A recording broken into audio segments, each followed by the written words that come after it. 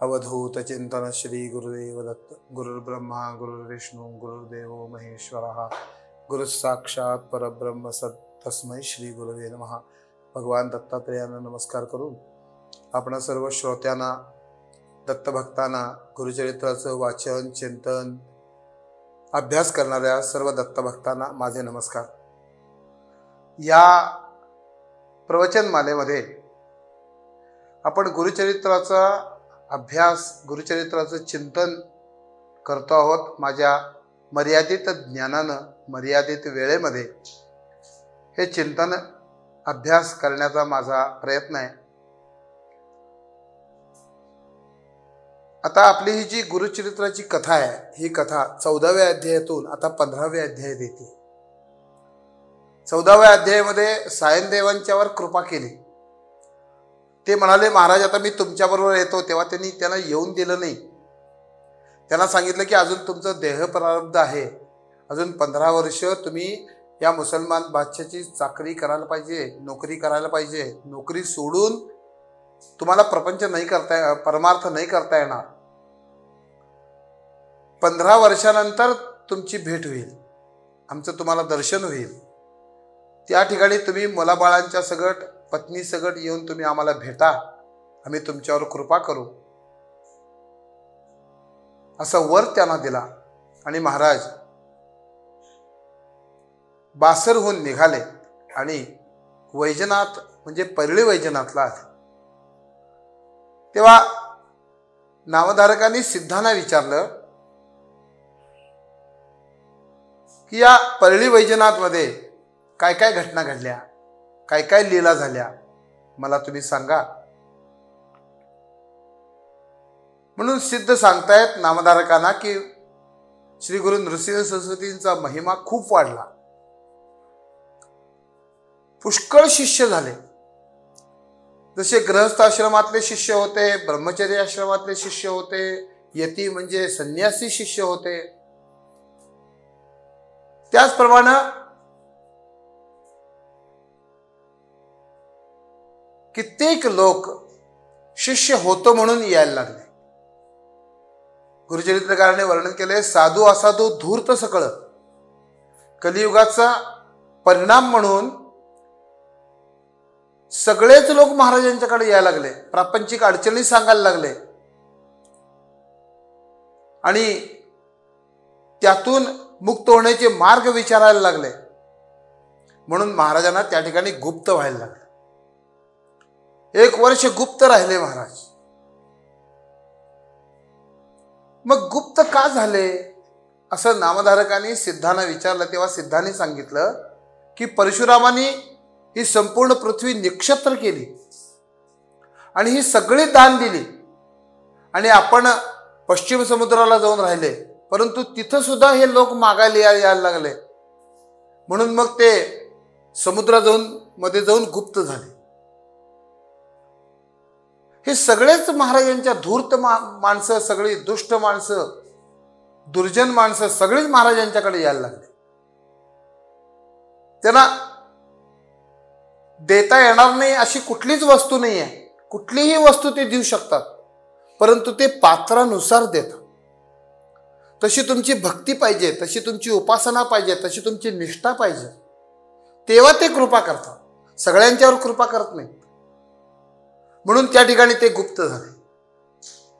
गुप्त होण्याच्या पूर्वी सगळ्या शिष्यांना त्यांनी एका ठिकाणी बोलवलं आणि सांगितलं की तुम्ही तीर्थयात्रेला जा, तीर्थयात्रा करा। या सर्वांनी महाराजांची प्रार्थना केली, विनवणी केली की महाराज चरणम पवित्रम विततम पुराणम ऐसे बोलती वेदश्रुती। वेदामध्ये सांगितले की सद्गुरूंच्या चरणाजवळच सगळी तीर्थ आहेत। मग सगळी तीर्थ जर तुमच्या चरणाजवळ असतील तर तुमचे चरण सोडून आम्ही हिंडायचं कशाला? समजा जर एखाद्याला कल्पवृक्ष जर मिळाला तर आणि मनाच्या वासना पूर्ण करण्याकरता बाहेर जायची आवश्यकता काय? आम्हाला का दूर लोटता? रोज आपलं दर्शन होतं, आपली सेवा आम्हाला घडते, त्यातून आम्हाला तुम्ही परावृत्त का करता? का आम्हाला बाजूला ढकलता? का दूर ढकलता? परंतु महाराजांनी सांगितलं की संन्यास आश्रमामध्ये 5 दिवस एका ठिकाणी राहू नये असं आहे. फिरलं पाहिजे. याकरता तुम्ही तीर्थयात्रा करा. मन स्थिर होण्याकरता तीर्थयात्रा करायच्या आणि एकदा मन स्थिर झालं की मग एका ठिकाणी राहायचं.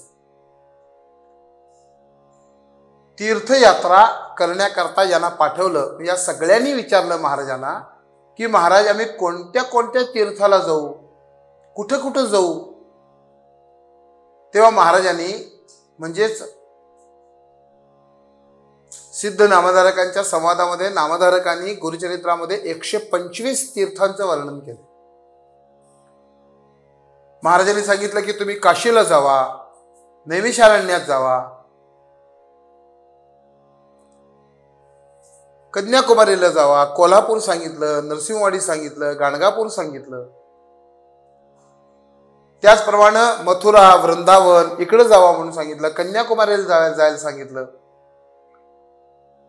आणि सगळ्या नद्यांचं पण वर्णन केलं. या सगळ्या नद्या ज्या आहेत, या नद्यांचे जे पाणी आहे, वाहतं पाणी, हे सगळं तीर्थ आहे. या सगळ्या तीर्थावर तुम्ही जावा. आणि प्रातिनिधिक स्वरूपानं 125 तीर्थांचं वर्णन गुरुचरित्रामध्ये आलेलं आहे. या सगळ्या तीर्थाला जावा, तीर्थाटन करा म्हणून सगळ्यांना आज्ञा दिली. थोडक्यात तीर्थ म्हणजे काय याचा आपण विचार करूया. तीर्थाला का जायला सांगितलं?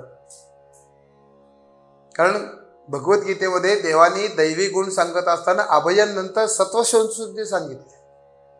चित्तशुद्धी होणं महत्वाचं आहे. हे चित्तशुद्धी होण्याकरता तुम्ही तीर्थयात्रा करायला पाहिजे, तीर्थावर जायला पाहिजे. तीर्थावर गेल्यानं काय होतं तर पापांचा नाश होतो. याच जन्मी नव्हे तर अनेक जन्मामध्ये अनेक प्रकारची पापं आपण केलेली आहेत. या पापांचा नाश झाल्याशिवाय ज्ञान प्राप्ती नाही. म्हणून ज्ञानमार्गामध्ये आल्यानंतर, परमार्थ मार्गामध्ये आल्यानंतर परमार्थ मार्गामध्ये प्रगती व्हावी याकरता या पापांचा नाश होणं गरजेचं आहे. आणि या पापांचा नाश करण्याचं सामर्थ्य फक्त तीर्थात आहे. तीर्यते अनेन इति तीर्थः, किंवा असा जर आपण विचार केला की तरती पापादिकम यस्मात्, तीर्यते अनेन असा अर्थ केला तरी भवसागरातून तरुण नेण्याचं सामर्थ्य ज्याच्यात आहे त्याला तीर्थ असं म्हणतात. किंवा तरती पापादिकम यस्मात् म्हणजे याच जन्मी नव्हे तर अनेक जन्मामध्ये अनेक प्रकारची पापं केलेली आहेत, त्या सर्व पापातून मुक्त करण्याचं सामर्थ्य या तीर्थात असतं. तर एक दृष्टांत घेऊन तीर्थ म्हणजे काय, तीर्थात काय सामर्थ्य असतं याचा थोडासा विचार, एक कथा बघून आपण त्याचा विचार करूया. पूर्वी सुप्रिय नावाचा एक राजा राज्य करत होता. त्या राज्यामध्ये, त्या राजाच्या राज्यात एक गुरुकुल आहे. त्या गुरुकुलामध्ये अनेक विद्यार्थी शिकतायत. पूर्वी गुरुकुल पद्धतीनं शाळा चालत असत. त्या ठिकाणी ते गुरु मुलांना सगळ्या प्रकारचं शिक्षण त्या ठिकाणी देत असत. आणि ती जी शाळा आहे, ते जे गुरुकुल आहे, ते हे राजाच्या पैशावर चाललेलं होतं. नियम असा होता की त्या गुरुकुलातल्या मंदिरातल्या देवांचं तीर्थ रोज एका विद्यार्थ्यानं राजाला नेऊन द्यायचं, असा नियम होता. पूजा झाली की ते तीर्थ त्या एका विद्यार्थ्यानं घ्यायचं आणि ते राजाला नेऊन द्यायचं, असा नियम होता. पुष्कळ वर्ष चालत आले. एकदा काय झालं की या गुरुकुलामध्ये बाल याज्ञवल्क्य शिक्षण घेण्याकरता म्हणून आले. 8 वर्षाचं वय, नवीन मुंज झालेली, आणि गुरुकुलामध्ये शिक्षण घेण्याकरता आले. शिक्षण घेण्याकरता आले. काही काळ त्या ठिकाणी वास्तव्य केल्यावर एक दिवस सगळ्या मुलांचा नंबर झाला आणि आता या याज्ञवल्क्यांचा नंबर आला. याज्ञवल्क्यांनी ती पूजा केली. पूजा केल्यानंतर त्या ज्या देवांचं जे तीर्थ आहे ते त्या झारीमध्ये घेतलं आणि अतिशय तेजस्पुंज अशी मूर्ती याज्ञवल्क्यांची, आणि ते तीर्थ घेऊन राजाला देण्याकरता निघाले. आता रोजच आहे, एक विद्यार्थी रोज तीर्थ घेऊन येतो म्हटल्यावर पहारेकऱ्यांनी काहीही विचारलं नाही. ते एका दालनातून दुसऱ्या दालनात, दुसऱ्या दालनातून तिसऱ्या दालनात, तिसऱ्या दालनातून चौथ्या दालनात असं करता करता करता राजाच्या शयनगृहापर्यंत गेले. त्या शयनगृहामध्ये राजा आपल्या पत्नीसह क्रीडा करत होता. त्या ठिकाणी हे गेले आणि त्यांनी राजाला हाक मारली, राजेसाहेब, आणि म्हणले मंदिरातला तीर्थ घेऊन मी तुम्हाला देण्याकरता आलेलो आहे. आता राजाला हे रोजच होतं, रोज एक विद्यार्थी यायचा आणि तीर्थ देतोय हे राजाला माहिती होतं. राजाने सांगितलं जरा थांब, आणि तो पुन्हा आपल्या पत्नीबरोबर बोलण्यात मग्न झाला. थोडा वेळ गेला, राजाचं लक्ष नाही असं बघितल्यावर याज्ञवल्क्यांनी पुन्हा हाक मारली, राजेसाहेब, म्हटले तीर्थ घेऊन आलोय, तीर्थ घ्या. राजेसाहेबांनी सांगितलं थांबा जरा. थोडा वेळ याज्ञवल्क्यांनी वाट बघितली, पुन्हा तिसऱ्यांदा हाक मारली, म्हणजे राजेसाहेब मी तीर्थ घेऊन आलोय, तीर्थ घ्या, नाहीतर मी टाकून जातो. राजानं फक्त बोट केला, तिकडं टाक म्हणले. तिकडं टाक म्हणून जिकडं त्यांनी बोट केला तिकडं त्या याज्ञवल्क्यांनी ते तीर्थ टाकलं आणि ती झारी घेऊन याज्ञवल्क्य परत आपल्या गुरुकुलामध्ये आले. याज्ञवल्क्य गेल्यानंतर प्रकार असा झाला की ती तीर्थ टाकलं तिथं शिसवी झाडाचा खांब होता त्या शयनगृहाचा. थोड्याच वेळात त्या शिसवी लाकडाला पालवी फुटली. पालवी फुटलेली बघितल्याबरोबर राजाला पश्चाताप झाला आणि म्हटले तीर्थ घेऊन विद्यार्थी आला, ते तीर्थ मी घेतलं नाही. त्यानं ते तीर्थ टाकलं, ज्या लाकडावर टाकलं त्या लाकडाला पालवी फुटली.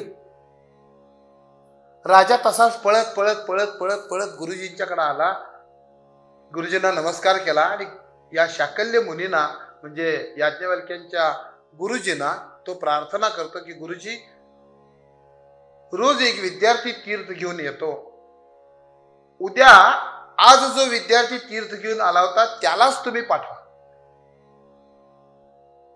गुरुजी म्हणले ठीक आहे, कारण याज्ञवल्क्यांनी झालेला प्रकार काहीच त्यांना सांगितलेला नाही. राजा निघून गेला.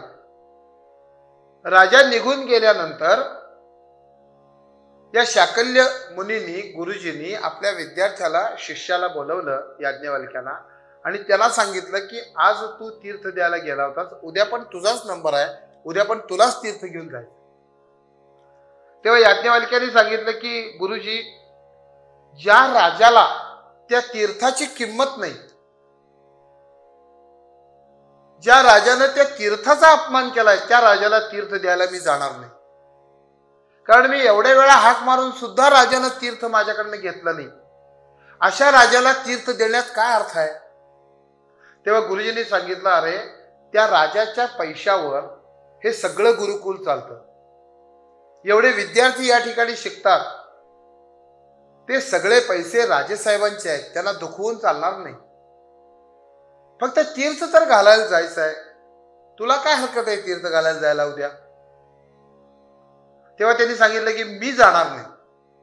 हे म्हटले तुला जायलाच पाहिजे. त्यानं याज्ञवल्क्याने सांगितलं की मी जाणार नाही. असा वाद झाला.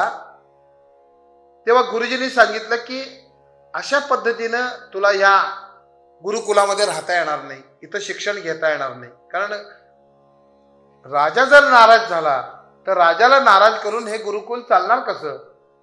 त्यामुळे राजेसाहेबांना नाराज करता येणार नाही. त्यामुळे उद्या तुलाच जायला पाहिजे. एक तर तू जा, नाहीतर तू गुरुकुल सोडून जा. तेव्हा याज्ञवल्क्यांनी सांगितलं की या राजाला, ज्या राजाने तीर्थाचा अपमान केलाय त्या राजाला पुन्हा तीर्थ घालायला जाण्यापेक्षा मी गुरुकुल सोडून जातो. गुरुकुल सोडून जातो म्हणून सांगितलं. हे गुरुकुल सोडून निघाले, परंतु गुरुजींनी सांगितलं की जी विद्या तू घेतलेली आहे ती विद्या मला परत देऊन जा. म्हणून याज्ञवल्क्यांनी तोंडात जिभेत बोट घालून सगळी विद्या ओकून टाकली आणि याज्ञवल्क्य निघून गेले. आता ती ओकून टाकलेली जी विद्या आहे, वेदातला तो जो एक भाग आहे, तो भाग नष्ट होऊ नये म्हणून शाकल्य मुनींनी ती विद्या परत घेतली. यजुर्वेदामध्ये त्याला तैभिरीय शाखा अशी म्हणतात. ओकून टाकलेली विद्या आहे ती, ओकून टाकलेले वेद आहेत म्हणून त्याला तैभिरीय शाखा असं म्हणतात. नंतर याज्ञवल्क्य बाहेर पडले, पुष्कळ प्रयत्न केला. असे गुरु हवेत की जे विद्या पुन्हा परत मागणार नाहीत. काय करावं? गुरूंच्या शोधात असताना त्यांनी सूर्याची उपासना केली, सूर्याला प्रसन्न करून घेतलं आणि सूर्यदेवांना, सूर्यनारायणांना प्रार्थना केली की तुम्ही मला वेद शिकवा. सूर्यनारायणाने त्यांनी सांगितलं ठीक आहे म्हटले, मी शिकवतो, परंतु मी थांबत नाही ना म्हटले एक सेकंद सुद्धा, मला पळावं लागतं. वेग आहे, गती आहे. सूर्य म्हणजे कालाची गती आहे, त्या कालाच्या गतीनं सूर्याला पळावं लागतं. ते म्हणले एका ठिकाणी राहून मी तुला वेद देणार कसे? तेव्हा त्यांनी सांगितलं काय हरकत नाही म्हणले, मी या रथाचं जू पकडतो एका हातानं आणि तुम्ही मला चालता चालता विद्या द्या. सूर्यनारायणांच्याकडनं विद्या ग्रहण केली. कथा खूप मोठी आहे, परंतु तीर्थ म्हणजे काय? त्या तीर्थात किती ताकद आहे. शिशवी खांबाला पालवी फोडण्याची ताकद या तीर्थात आहे. अशी कित्येक तीर्थ आपल्या या पृथ्वी तलावर आहेत. 3.5 कोटी तीर्थ आहेत असा उल्लेख आपल्या पुराणांनी केलेला आहे. ही 3.5 कोटी तीर्थ यातली फक्त 125 तीर्थ या ठिकाणी प्रातिनिधिक स्वरूपानं वर्णन केलेले आहेत. आणि श्री गुरुने एवढं पण सांगितलं की तुम्हाला जे जे काही दिसेल ते जे ज्या ठिकाणी तुम्ही जावाल त्या ठिकाणी अतिशय भक्तियुक्त अंतःकरणानं त्या तीर्थांची उपासना करा, सेवा करा. ज्या ज्या ठिकाणी ऋषी गेले, मुनी गेले, देवता येऊन राहिलेले आहेत, अशी कित्येक ठिकाणं या पृथ्वी तलावर आहेत. सर्व ठिकाणी तुम्ही जावा आणि मन स्थिर होईपर्यंत तुम्ही तीर्थयात्रा करा. मन स्थिर झाल्यानंतर मग तुम्ही एका ठिकाणी राहा, असा उपदेश, अशी आज्ञा श्री गुरूंनी आपल्या सगळ्या भक्तांना केली. आणि भक्त त्याप्रमाणे गुरुंनी सांगितलेल्या तीर्थाला ते निघून गेले. अशी कथा या 15व्या अध्यायामध्ये आलेली आहे. परंतु वेळ संपल्यामुळं या ठिकाणी मी माझ्या वाणीला विराम देतो आणि पुढच्या भागामध्ये थोडासा अभ्यास, थोडंसं चिंतन या 15व्या अध्यायाचा आपण करूया. या ठिकाणी मी थांबतो. श्री गुरुदेव दत्त.